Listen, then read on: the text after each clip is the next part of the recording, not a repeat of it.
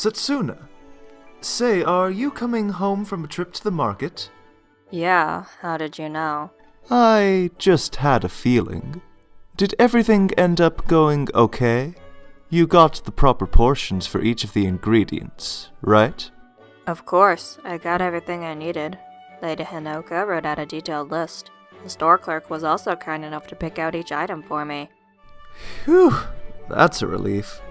Well, I have to say that I'm almost proud of you, Setsuna. You managed to run an errand without anything terrible happening. Nicely done. Oh, thank you. I see that your ability to comprehend sarcasm hasn't improved. What are you getting up to tonight? Oh, well, I'm going to cook dinner. I'm so excited about it. Ah, I see. Wait, what? Who in their right mind would let you near an open flame, let alone a kitchen? We're all doomed. But what do you mean? I love to cook. Think of all the havoc your cooking has caused in the past. Whoever picked you to make food must have some sort of crazy death wish. This is going to be a culinary catastrophe. Oh, you think so? I'm glad you're excited. Setsuna, you can really be thick as a brick sometimes. You know that. Thank you for saying so. Never mind. I think I'll go and let Lady Hinoka know you made it back safely.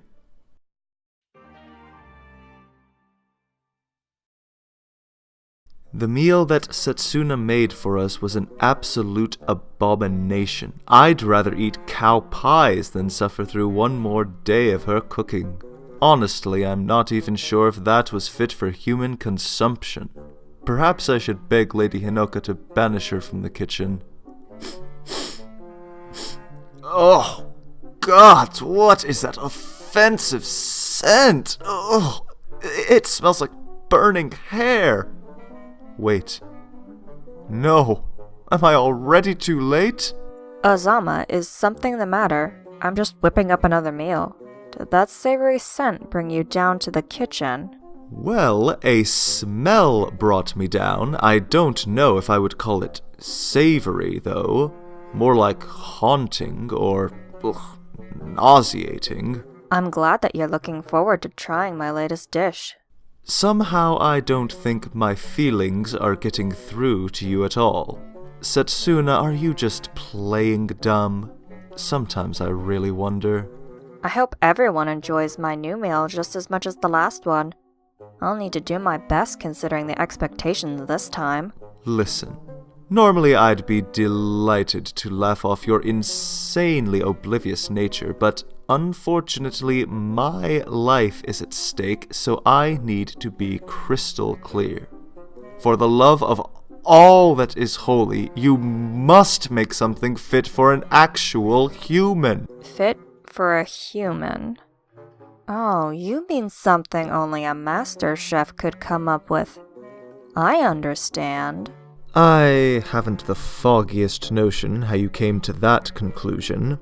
Why are you reinterpreting what I said? How could I be more straightforward? You don't need to. I hear you loud and clear, Azama. Don't worry. You don't want me to rest on my laurels. Obviously, I need to aim higher. Just you leave it to me. No, this is just a big misunderstanding. Listen to me closely. Don't give us all food poisoning.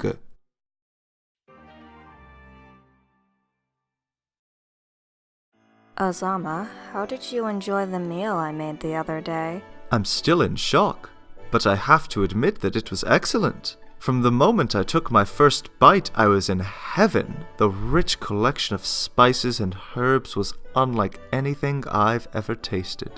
It was like there was a savory miracle right in my mouth. I've never had a meal that made me feel so gobsmacked before. Oh, thank you. How have you kept your talents obscured for so long? Have you been a visionary chef all along and I just didn't notice it? If you cooked like this every time, I wouldn't have given you such a hard time.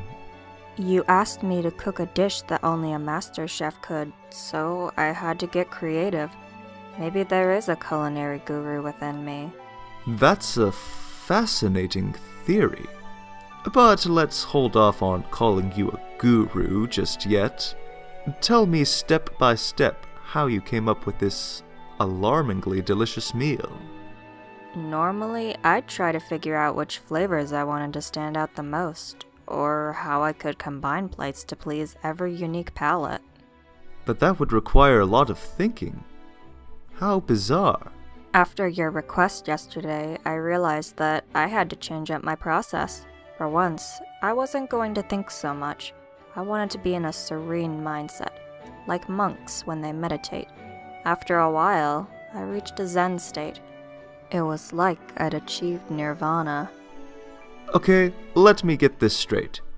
You worked hard to think even less than usual, and decided it was a good idea to cook that way for everyone here. Is that right? Yes, exactly. That's how I made the meal. To think that my sarcastic remark brought about a culinary miracle. Amazing. As you know, I meditate every day, and it's true that freeing yourself from thought can be an enlightening experience. Perhaps you tapped into a preternatural gift you didn't know existed. Either way, I'm just pleased that I got to enjoy such a delicious meal. Setsuna, I demand that you never think again when you cook in the future. Please, I beg you. Okay, if you insist.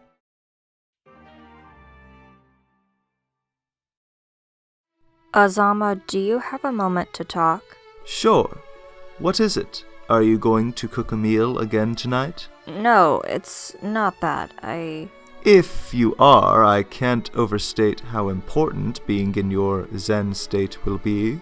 If you do that, the food is guaranteed to come out perfectly sublime again. I have to be totally honest with you. That's not exactly what happened last time. What do you mean? Well, I told you before that my secret was not thinking about what I was doing, but the truth is I was actually trying my hardest to make something you might like. What? Oh no, I didn't mean to tell you. Well, of course you didn't, so why were you so intent on pleasing me anyway? I like you. Incredible. You know, you're really one of the strangest people I've ever met. I barely understand you. How could you possibly like me anyway? I'm always being rude and sarcastic. That's very sweet of you to say. As per usual, you don't understand me. Oh, I can't believe I'm saying this, but perhaps fate brought us together for a reason. Only someone as inherently kind as you could ever accept me for who I am. It's as if the gods are staring down and laughing their heads off at me. You mean... Fine, yes. I admit it. I like you too, and I've felt that way for a long time. Oh, this is so embarrassing. Oh, Azama, you always say the sweetest things to me. I'm overwhelmed. You and me both, Setsuna. Say, why don't we go for a walk? I think we've got a lot to discuss. You sound different somehow. Well, maybe I'm trying to turn over a new leaf. Sometimes I feel like I might get on other people's nerves. I can't imagine why. Ladies and gentlemen, Charleston, Charleston, everybody loves Charleston. She